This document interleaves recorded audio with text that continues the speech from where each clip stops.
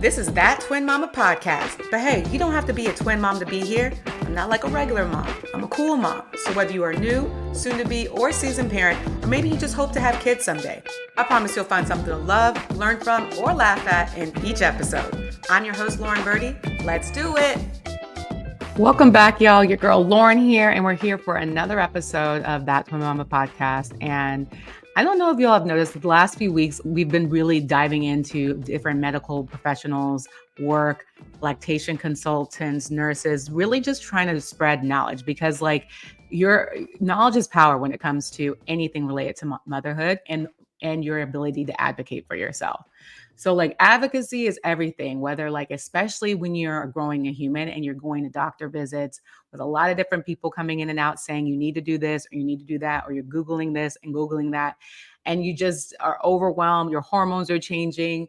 The more you know, the more you know. So today's guest, I will introduce her in a minute, but I didn't have a doula for either one of my pregnancies. First one, I get into that, but I was already surprised.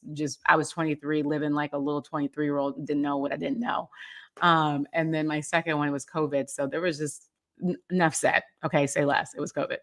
But it's something I really, really, really wish I did have. And I was lucky enough to be able to have a vaginal birth with twins that were one was breached only because I was lucky enough to have an OB that listened to me and listened to what I wanted and didn't just say, nope, automatic C-section, you're high risk, automatic C-section. Oh, I don't care what you say, this is medically necessary, because you will get a lot of that. So we get into this episode about what is a doula, how is that different from a midwife, what will they do for you, what you can expect. There's postpartum doulas, which I didn't even know existed, which I wish I had to. And it's not just about planning for a natural birth. Chanel Hogue is very versed in that. So if you want to do a natural birth or unmedicated birth, we talk about that. But also if you're a twin birth that maybe doesn't necessarily want to have a C-section, we talk about that. Or if you have a breached baby, we talk about that. So advocacy, advocacy, advocacy. That is hard to say 3 times fast, but knowledge is power. And I'm hoping that you all get something from that in this episode. If you're pregnant, this is for you. If you are wanting to have kids any point in time, this is definitely for you. If you have a friend or a sister or a loved one that is about to have a baby or thinking to have kids, listen, because you'll be able to send this to them and give them all the info that I wish I had. Okay, y'all, enjoy. So excited for this guest today, y'all. This is all going to be about preparing for your birth. And I know if you've been following me for a while, I've had a couple different birth stories. I had one in 2010 when I had my 13-year-old son. And your girl was straight out of college, 23, surprise baby on birth control. So doula was not really in my vocabulary yet. I didn't even know to go through that route. And it was before the social media platforms were really taking off. Again, 2010. Fast forward to 2020, I had my surprise beautiful twins in COVID though. So 2020, I was only allowed to have my husband in the room. Of course, there was a pandemic going on. There were so many different aspects that we were unable to control. And I wish so wholeheartedly that I would have been able to invest in securing a doula or something like that. I've had a great experience for my birth with my twins, but there was only so much I could do in a pandemic. So today I have a guest that I wish I had met for both of if I were able to have kids again, she would be the person I would hire. I am not having kids again.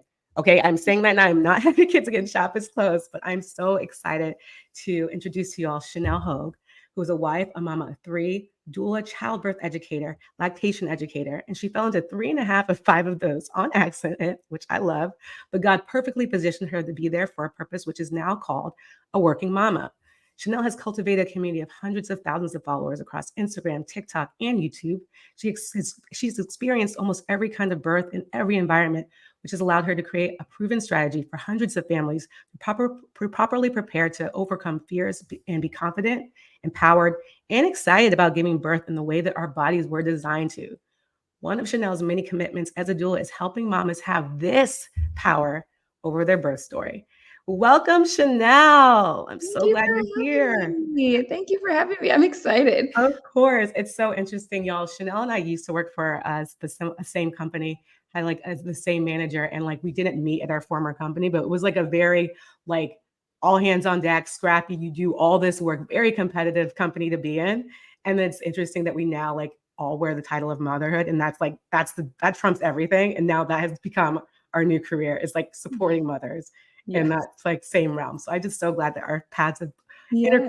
crossed again today. Yes, I'm excited. Yeah, it's crazy like how everything comes full circle. It does. It does. Totally. Okay. So let's get into it. I would love to know, and of course, like I've been a stan for Chanel for a minute, y'all, but I know your journey into motherhood has definitely affected your positioning as a doula now and your passion behind it. So let's go back and tell me about your journey into motherhood and how that has created your passion for becoming a doula. Yeah. So in 2017, I got pregnant with my first. And at that time, all I knew was I want to have a unmedicated vaginal birth. And so Yeah. that was really the lens that I walked through. And, I was an adult at that point, but still similar to your story, like I knew nothing. And I think most first time moms, they just go to their friends, their moms, their family to just Yeah. like get all this advice. And so that was where I went. And I had a bunch of different people saying things about their own experiences. And so all I knew was I want to have a natural birth because I like to work out. I like to be healthy. And like that seems like it's going to be aligned to what I want. I don't Right. want to do medicine, all of those sorts of things. And so I stuck with that kind of philosophy and used social media and Google Yep. to be my guide along the way. We did interview a doula. I didn't know anything about a doula until the end of my first pregnancy. And I don't even know how we came across that. But we interviewed this lady. She had like 8 kids. And I was like, wow, like you really know what you're doing. Right. Like if there's anybody I should like trust with giving birth, like you know what you're doing. Right. And for some reason, I still had this like almost, I don't want to say ignorant, but just naive Hmm. mental kind of perspective on birth, which was like, yeah, well, my husband can do that. Like, Hmm. oh, like I don't really need to pay you to just like sit and stare at me. Like my Hmm. husband, he's good. Like he's gonna be my support person. Like it's really nice meeting you. But like everything that you're telling me you will do for me, like my husband can just do that. And Hmm. girl, he did not. He didn't do any of those things. I had confidence in him Yes. because he was there. He loved me. He rubbed my back. He encouraged me. But when it came to actually like giving birth and knowing how to support a woman in labor, like he knew nothing because the Right. class that we took at the hospital was boring and Right. we were watching a DVD. So we just didn't really get educated on what we needed to get educated on. Mm. And so we were both lost in labor. And I was looking at him, he was looking at me, like trying to not like have me be super uncomfortable, which I was because I ended up getting induced after my water Mm. broke. Again, didn't know anything about that. And Oh, you got so, induced after your water broke? yeah, Wait, exactly. okay. Exactly. Er, Dumb, just okay, dumb. Didn't okay. know anything. My water Wow. broke when I was at work. And in the movies, it's like, oh my gosh, your water breaks, like you're rushed to the hospital, the baby's about to fly out. So my water breaks, but I wasn't having any contractions yet. And so everybody at work was like, oh my God, we got to get her to the hospital right away. And I'm like, y'all, I'm good. Like, I'm fine. Right. I'm not having any contractions. Let's just head to the doctor. Let's make sure that this is the thing and we'll go from there. So my water did indeed break. And my provider was like, I'm going to send you straight over to the hospital to get labor going because we don't want to risk any infection. So first time mom, I'm like, yeah, absolutely. I Yeah. don't want an infection. Like, sure, let's go to the hospital. I'm excited. I'm ready to have this baby. Right. Didn't know anything about Pitocin, didn't know anything about Mm. induction. And so because I wasn't having any contractions, they needed to get the contractions going. So they started me on Pitocin. And Right. then that became a very difficult, overwhelming, painful Yes. experience. And so I was in labor for about 8 because I wanted to be unmedicated. So I was like, I'm strong. I'm going to fight through this, push through this. And I did for like 18 hours, but I had only gotten to 4 centimeters. Mm. And I was like, God. my mathematical brain, because I'm a former math teacher, was like, okay, if it took me 18 hours to get to 4, that means I have at least another 18 hours left Right. to get to At 10. least. And I don't want to do this for another 18 hours. Right. And long story short, that ended up like I kept getting pressure to get an epidural. So I ended up getting an epidural. Mm. Baby's heart rate dropped. And then the next thing was the C-section. And so we ended up our Wow. first birth in a very traumatic way because it all like everything switched so fast. Wow. And I just felt like very much a failure. I'm like, my body Mm, failed me. I failed me. Well, how could I? I'm not strong. I just had a lot of like dark thoughts about my experience.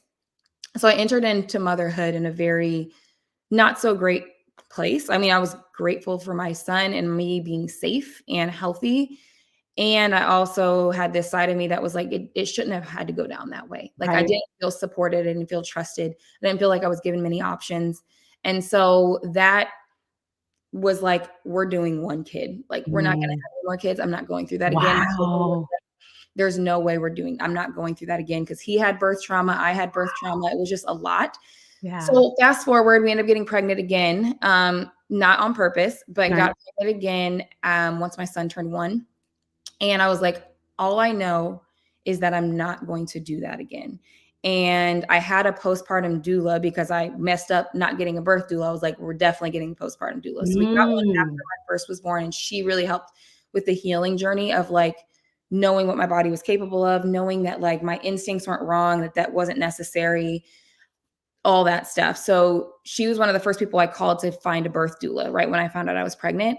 And so I hired a birth doula right away, hired midwives right away because I knew I didn't want to be in the hospital and I didn't want to, like, I wanted to put myself in the best possible right. situation. So that doula, those midwives really like completely shifted the perspective of birth for me Wow. and pregnancy and what my body was capable of, especially going with a VBAC, which is very taboo in our Right. society. Yes. So I was like, I'm going to go out of the No. hospital. I didn't have a lot of family support to do that, but I went out of hospital and learned so much. And I had the most amazing, euphoric, redemptive VBAC that I could have ever dreamt of. And I walked out of there going home the same day, a couple hours after having my baby. And I told my husband, I was like, I want to do that again. Like it was so, it wasn't easy, but it was like so Right. amazing and empowering. And that was what led me to being a doula because I was like, there's so many women who look like me who Mhm. never got this kind of information, never got this kind of coaching, guidance, education, simply because they were relying on their provider and their community to prepare them for something that none of them have ever done before. And Yes. I was, privileged enough to be able to go and afford a birth center, afford a doula, and have this experience. But I'm like, it shouldn't take all that. Like, it Right. shouldn't be this, like, it felt like the information was like being gate kept, like in the Mm. birth community. And most of the women who were like there didn't look like me. So Right. I'm like, I Right. need to give my people this Yes. information. And so that's kind of how it started, is just sharing this stuff on social media and being like, women, Black women specifically, like, you Yes. need to know this, this, and this. Nobody's going to tell you that. Your provider's not going to tell you that. Nope.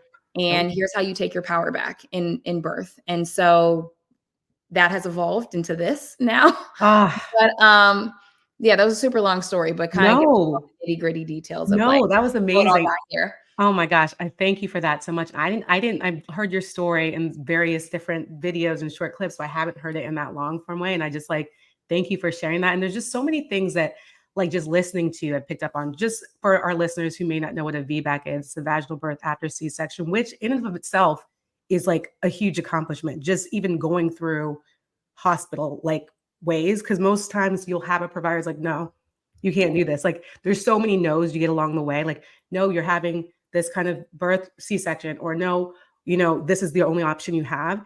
And I think like if you want to have a C-section, that's totally fine. What I think what Chanel is really getting to, and why we're like so passionate about this episode, it's like you want to be able to advocate for what you want, regardless of what that is. If you want to schedule your C-section, cool, go for it. If you want to have an unmedicated birth, you need to be able to advocate for yourself, because when you're in that place, especially you have all these like medical professionals saying, this is what you need to do, or your baby, this is going to be bad for you. It's going to hurt your baby. Like you start threatening that, like Yeah. you just feel pressure. Like, okay, I don't want to do this. All right. Like I'll just go with whatever everybody else in the room is saying. So there's the more knowledge you can have to advocate for yourself, the more people you can surround yourself with, doulas, midwives that can advocate for you, is just huge. And it just, thank you for sharing that. It's so wild how you were able to have that experience of Yeah. like what it is for someone to feel pressured in the birth environment and then evolve to that, because Yeah. so many of us don't get like the both sides. Yeah. So that's just like, it's just so like great that I feel like the perspective you bring to the work that you do. Yeah. Amazing. So let's talk about, so I know some listeners, I'm personally was ignorant for a while, but like, what is a doula? What Mhm. exactly does a doula do? How is that different from a midwife? Like, I feel like we were saying a lot of terms. I want to make Yeah. sure we're like speaking the same language. So can you give me a Yeah. little bit more about what that is? Yes. Okay. So there is a huge confusion of like, well, I already have a midwife, so I don't need to do Right. that. And then we do two completely different things. Huh. So I always think about birth when it comes to understanding each person's role on your team. I think about it in a sports way, and kind of Mm, use a sports analogy in a way. So obviously, Mama, she's the star player of the team. right. Like we're here, she's Kobe, she's Yeah. Michael. Boom, We're bam. here to see you. Yeah. We work for you, and the team supports you essentially achieving the goal that you want to achieve. A doula is like the head coach. Got it. The doula is the person who is literally coaching you and helping you get to the place as a player, as a mom, as a birthing person, to be able to really live out and achieve the goals that you want to achieve. So Mm, we are educating you, we are supporting you emotionally. We have to understand you as a person, because if there's going to be coaching involved, like how I coach you and how I coach another mom are two right. completely different things based on your personalities, your background, your needs, your desires. All of those factors play a role. And then in addition to that, we also support with the whole family. So this is a team experience. Right. You and your partner most likely did something to create this baby together. You both need to do something to bring this baby to the earth. So not Mm, only am I supporting and coaching the mom and in the emotional ways, the educational ways, the physical ways, I'm also doing that same thing for their partner, because the partner plays a very significant role in birth. So I like mm, to think about myself as like a head coach or like a birth bestie. If yeah.